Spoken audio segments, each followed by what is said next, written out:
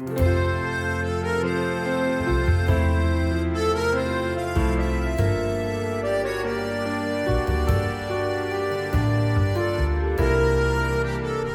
only had 2 days in Lausanne, but honestly, it surprised me how much I could experience without feeling rushed.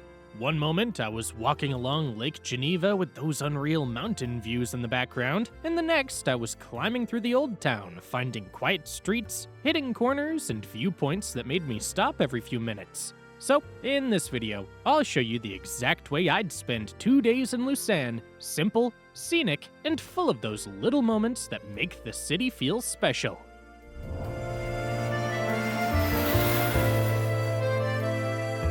Stay with me until the end for the key tips that'll make your trip smoother from start to finish.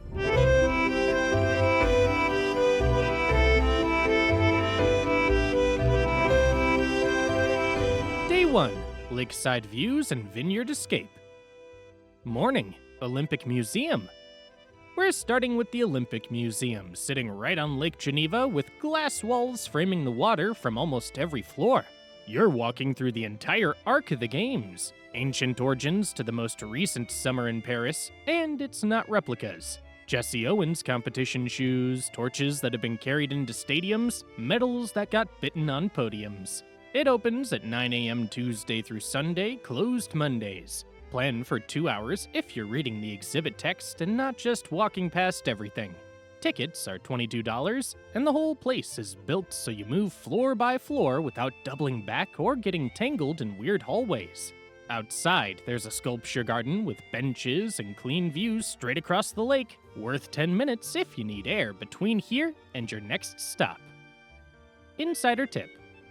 The museum restaurant sits on the top floor with the same lake views as the exhibits below, but there's a north entrance that lets you walk straight in without a museum ticket. Same coffee, same view, half the foot traffic.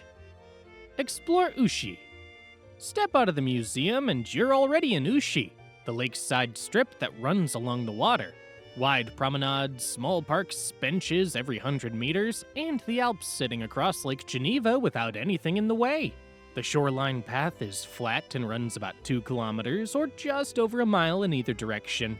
As you walk, you'll pass the harbor where the old CGN paddle steamers dock between lake crossings. Big white boats with red paddle wheels you can hear churning from the promenade.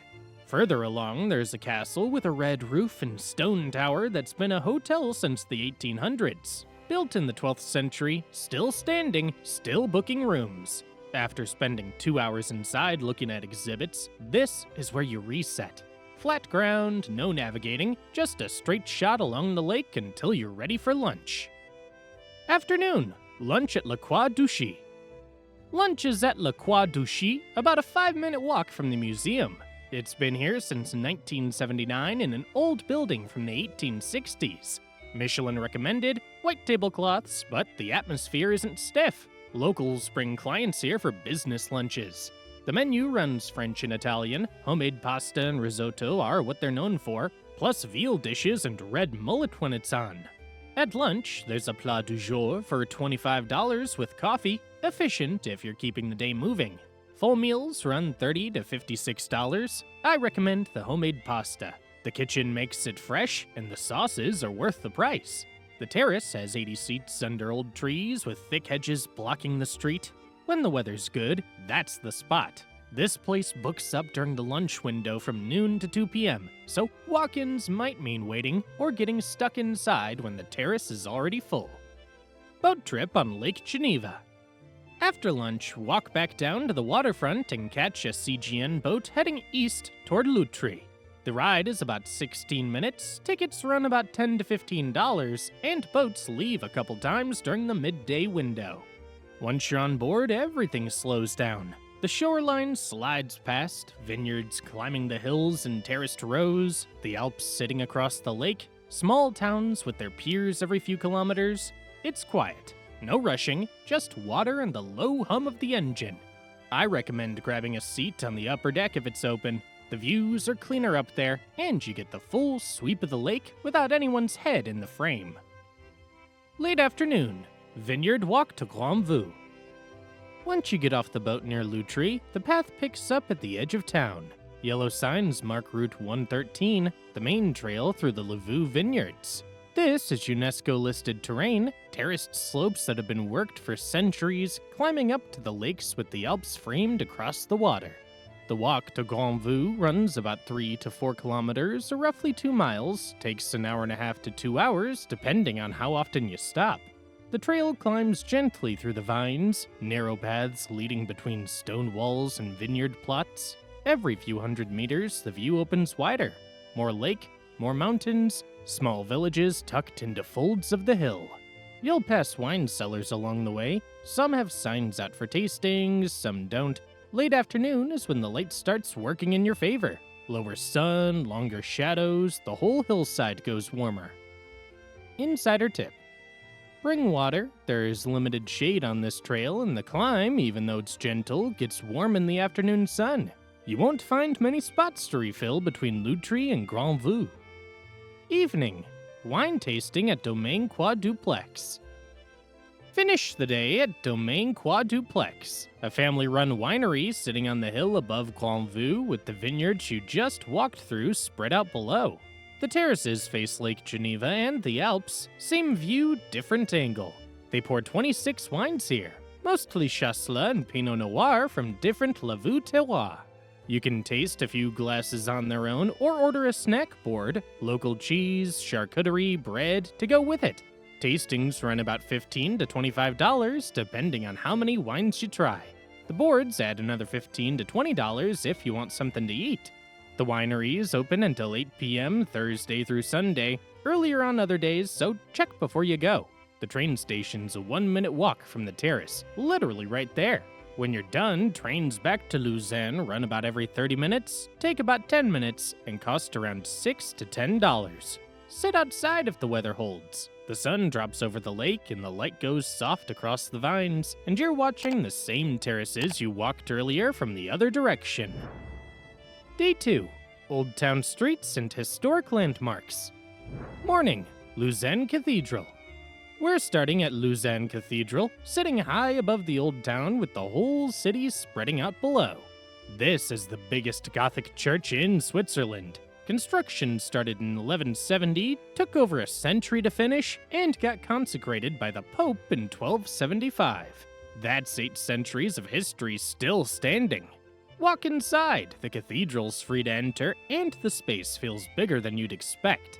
Vaulted ceilings, stone columns, 13th century stained glass in the rose window. It's Protestant now, converted during the Reformation in 1536, so the interior's cleaner and less decorated than most European cathedrals. That austerity works. You notice the architecture instead of getting distracted by gilded everything. The tower climb costs about $7 and takes 224 steps. At the top, you get 360-degree views over Lausanne's rooftops, Lake Geneva, and the Alps in the distance. Worth the climb if your knees cooperate. Outside, there's a viewpoint next to the cathedral that gives you clean sight lines across the old town rooftops down to the lake. Good spot to orient yourself before moving into the rest of the day. Insider tip. If you're here at night, the cathedral still has a watchman who calls out the hours from 10 p.m. to 2 a.m. from the bell tower, a tradition that's been running since 1405. You can hear him from the square below. Lausanne History Museum. The History Museum sits right next to the cathedral, same square stone building that used to be the Bishop's Palace back in the 11th century. Entrance is about $13 or free if you're here on the first Saturday of the month. The ticket also gets you into 2 other museums over the next 3 days if you want to use it. The centerpiece is a detailed model of Lausanne from 1638 with a light show that walks you through how the city looked before everything got modernized. 11 rooms branch off from there, each covering a different slice of the city's evolution. Water systems, housing, mobility, and how people spent their free time. It's all focused on the physical side of things, how the streets got laid out, where the infrastructure went, what the city actually looked like at different points. The building itself is worth noticing. Vaulted ceilings, thick stone walls, rooms that used to serve as the bishop's residence and later a jail. They don't explain much outside the building's own history inside, but you can tell from the architecture what kind of place this was. Budget an hour. The exhibits move at whatever pace you set, with no guided path forcing you through in order. If you're short on time, hit the 1638 model and maybe 2 or 3 of the thematic rooms. That gives you enough context without burning through your morning.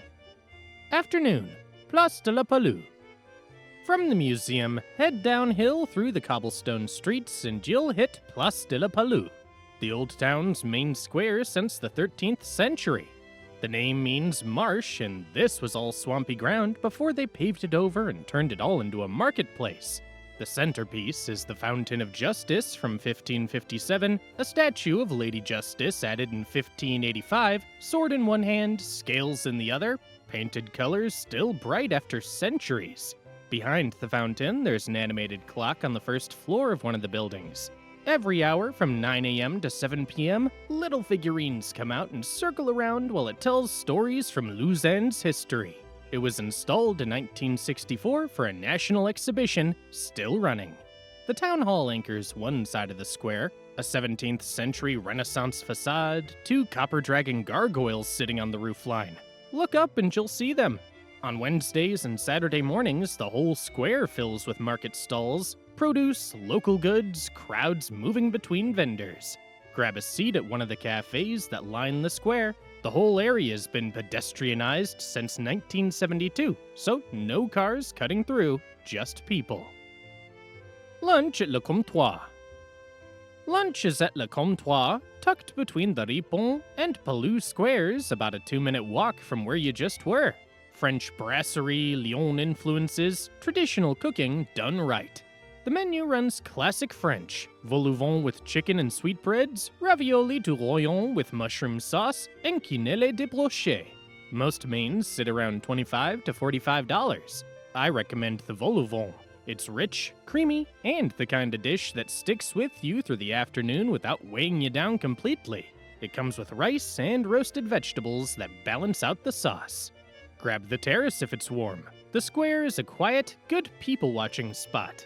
Inside works fine too. Wooden tables, nothing fancy, just a solid room for eating.